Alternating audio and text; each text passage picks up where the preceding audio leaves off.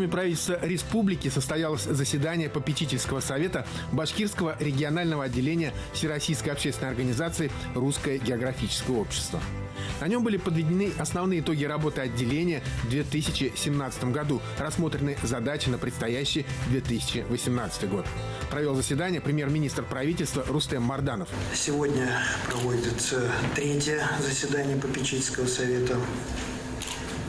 Вы знаете, что состав совета был обновлен, включены новые активные участники движения, которые готовы внести свой вклад в развитие географического общества в целом и также деятельности, которая направлена на экологическое образование, реализацию проектов в области экологии, организации туристской деятельности, изучению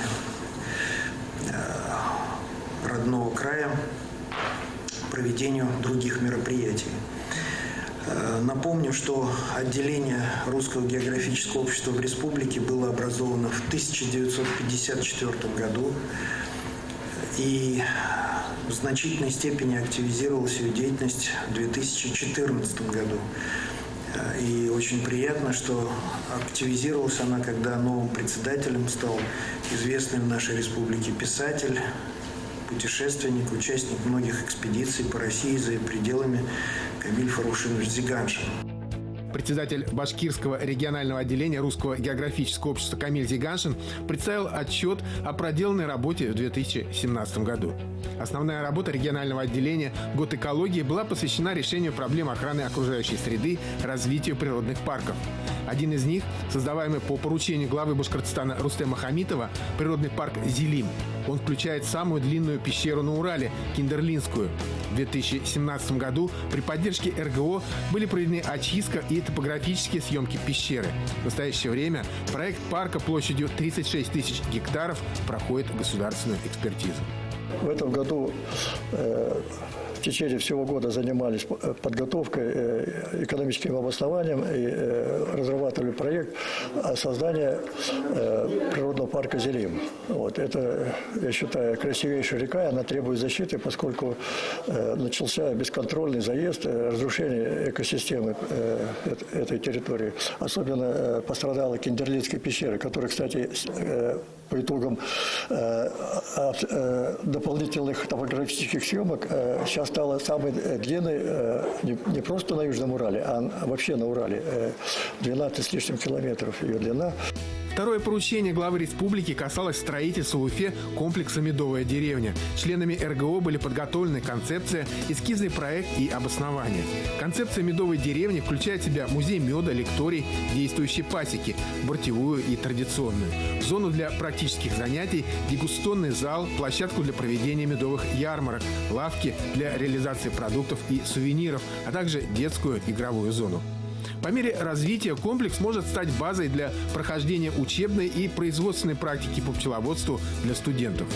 Еще одна акция – посадка с участием школьников и студентов в Демском районе Уфы кедровой рощи. Было высажено 280 саженцев сибирского кедра.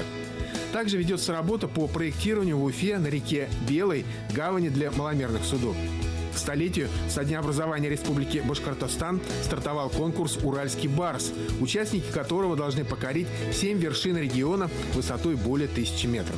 Когда мы подготовили отчет по этому году и направили его на согласование в Москву, через дня два пришел по электронной почте отзыв от директора департамента регионального развития, в котором он пишет: шокирован объемом выполненных работ. Видимо, итоги неплохие.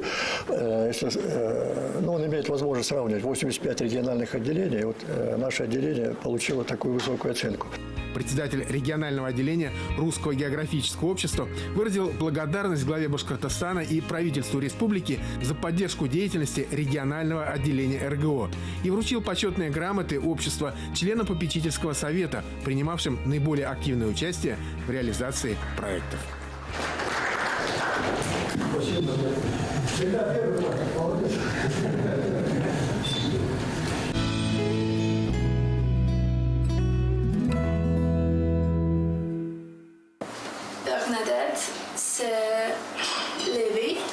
Силина Ришон родилась на острове Маврикий, окончила Парижский университет.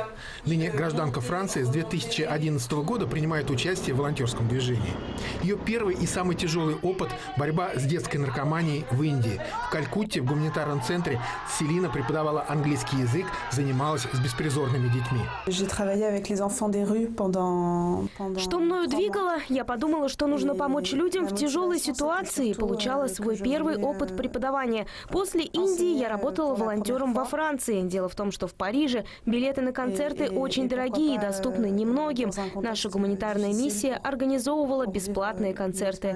В Уфу Силина приехала из Сенегала, где преподавала французский язык сенегальцам, занятым в сфере туризма, по приглашению Башкирского государственного педагогического университета и общественной организации «Альянс Франсез Уфа». Сейчас Силина преподает студентам французский язык и занимается индивидуально желающими его изучать. Россия для нее – новый опыт. А первый снег, выпавший в Уфе, стал для французского волонтера настоящим чудом. Самое сильное впечатление – это снег, который я увидела впервые, сойдя с трапа самолета в аэропорту. Меня очень удивило, что люди вокруг меня отнеслись к выпавшему снегу, как будто ничего не произошло. Для них это привычно, а для меня – чудо. Наш город очень нравится Силине, особенно его приветливые жители. По словам француженки, с ними в Уфе не заблудишься.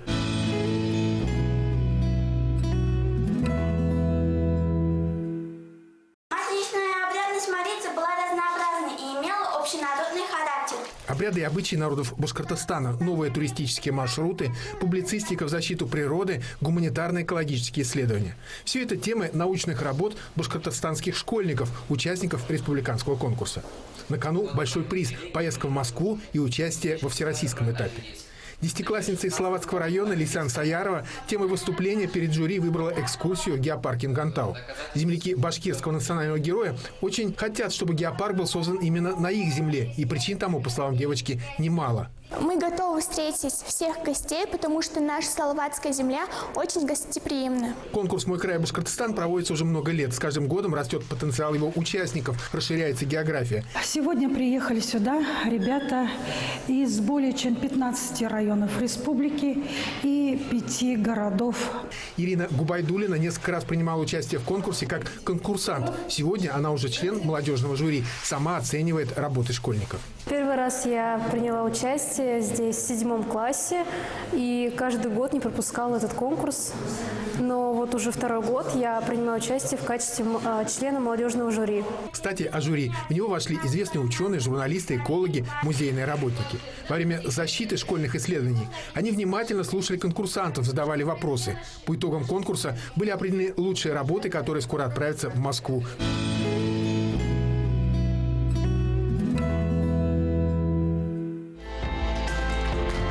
В столичной мэрии подвели итоги 3-го открытого городского конкурса «Уфа туристическая». В финал вышли более 20 молодых экскурсоводов, студентов уфимских вузов и учащихся школ.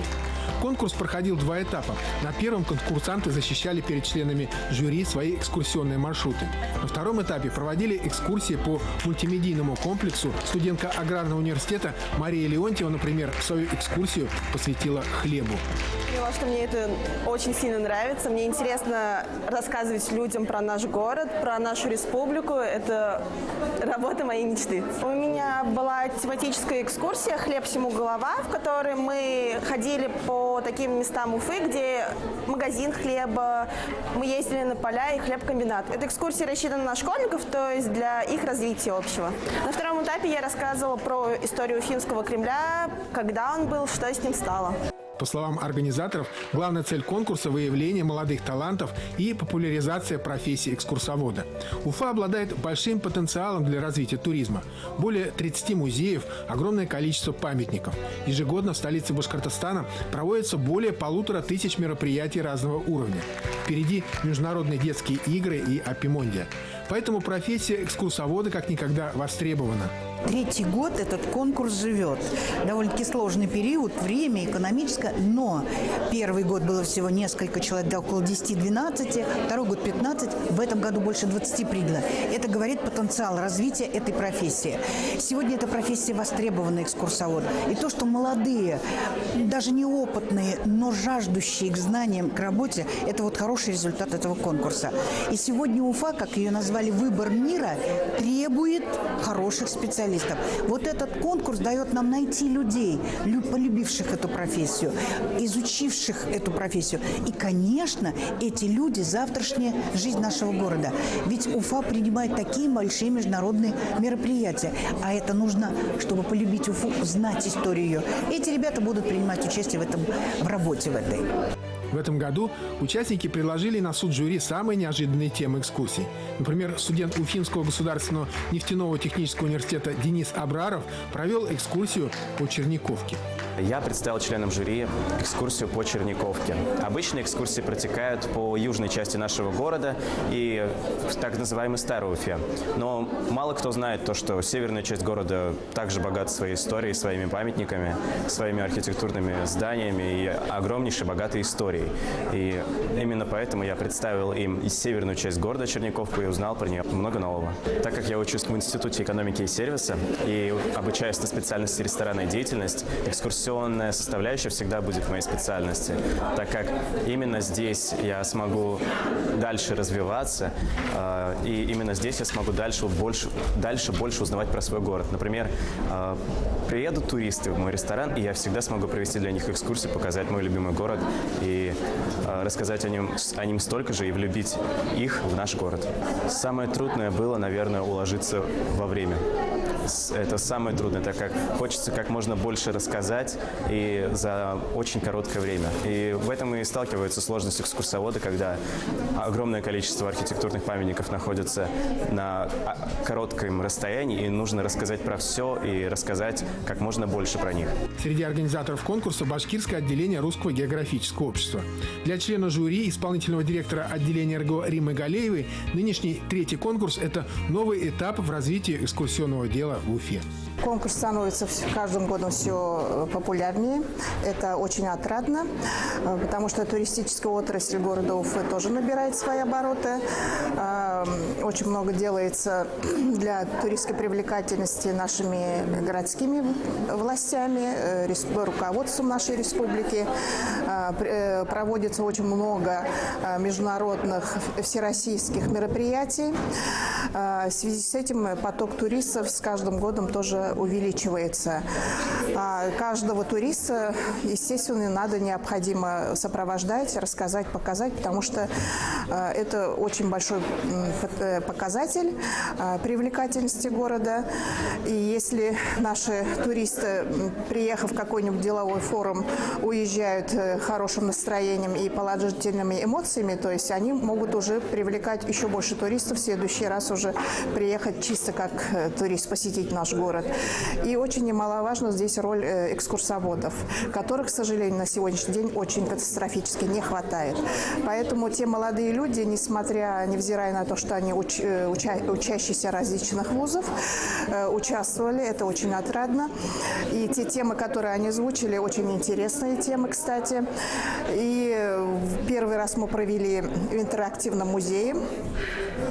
То есть можно использовать очень много современных технологий, которые рассказать, показать еще привлекательнее, еще интереснее можно таким образом. Поэтому наши экскурсоводы, я думаю, тоже получили очень большой опыт, потому что знать это одно, а преподнести и влюбить своим рассказом свой город – это другое. Для этого нужен опыт, для этого нужно побольше общаться, говорить, рассказывать, показывать. И думаю, что нам самое главное, чтобы эти ребята не забросили, они в последующих конкурсах участвовали и выбрали себе профессии экскурсовода и не разочаровались в этом. Победители конкурса получили денежные призы, ценные подарки. Однако главной наградой для них стали аплодисменты и благодарность участников экскурсий.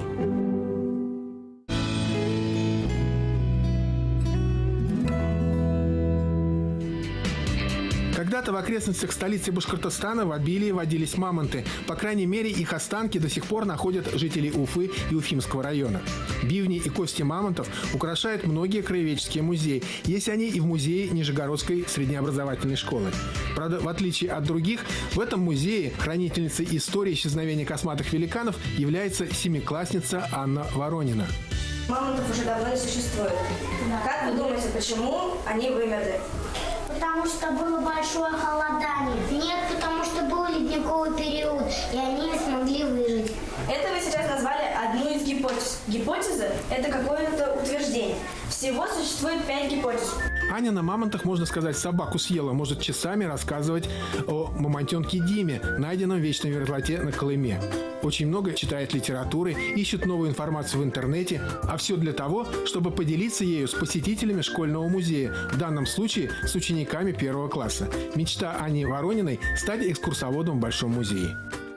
Мне нравится тем, что можно рассказывать людям о том, что ты знаешь, об истории, которую ты сам когда-то познал, и ты можешь ее передавать людям через экспонаты. Мне это не составляет труда, так как мне это нравится, мне это интересно. Я пытаюсь преподнести историю не просто в бумажном формате, как написано, а более в интересной, даже иногда в игровой форме. По словам заведующей музеем Ирины Гурентьевой, форм работы в школьном музее очень много. Тематические экскурсии, поисковая работа, исследовательская. Недавно школьный музей занял 1 место на конкурсе Малой академии наук за исследование староверческих обрядов и традиций жителей Нижегородки. В музее хранятся уникальные экспонаты, связанные со старообрядцами. Коллекция музея постоянно пополняется благодаря родителям и самим школьникам. Однажды мы с папой года 2 назад пошли на рыбалку на берег реки Дема и увидели непонятный белеющий объект неподалеку. Подошли к нему, решили, что это какая-то часть кости от какого-то доисторического животного. Решили сразу принести в музей. Только потом узнали, что это зуб мамонта. Кстати, первые экспонаты музея в школу принесла его основательница Ирина Гурентьева. Сейчас эти рукодельные вещи являются украшением школьной коллекции. Директор школы меня позвала, сказала: вам, как историк, все карты в руки. Конечно, я первоначально растерялась, но потом заинтересовалась, потому что это так увлекает. Первыми экспонатами и фактически первую поддержку я получила от члена своей семьи, от своей свекрови, которая сказала: не горюй, доченька, найдем. Она открыла свой сундук и стала доставать оттуда те вещи, которые вышивала ее мама, ее свекровь, и передала их в музей. Вот мы их в музее бережно храним. Потом, вы знаете, это как только надо начать. Да? И приходили дети, приходили учителя, и каждый старался внести какой-то свой вклад. Для местных школьников посещение музея всегда в удовольствие. Каждый выходит из него с новым багажом знаний. Не исключение первоклассник Тамерлан Сагиддинов. Мне сегодня очень понравился музей и обязательно история мамонтов. Для того, чтобы такие малыши, как Тамерлан, стали настоящими патриотами родной отчизны, малой родины, знали историю своей страны и свои корни, подобные музеи просто необходимы. И в Нижегородской школе это не просто осознают, но и применяют на практике.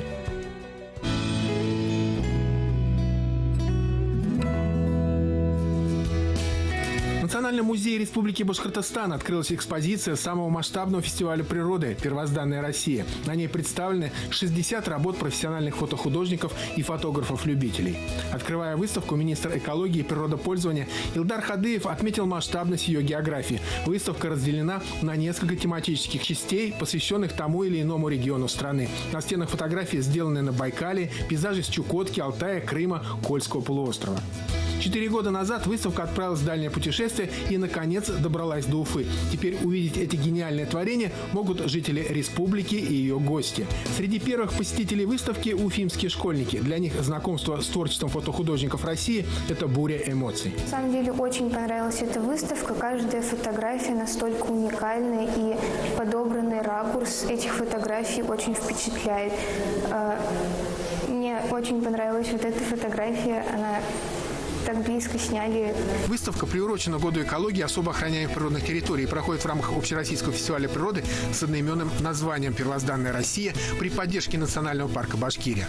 Работы представлены в картинном формате 80×120. Ради создания впечатляющих кадров многие фотографы преодолели не 1000 километров от Владивостока до Калининграда. Ночевали в палатках и под открытым небом. Неделями дежурили там, где можно встретить дикого зверя, и даже противостояли стихии.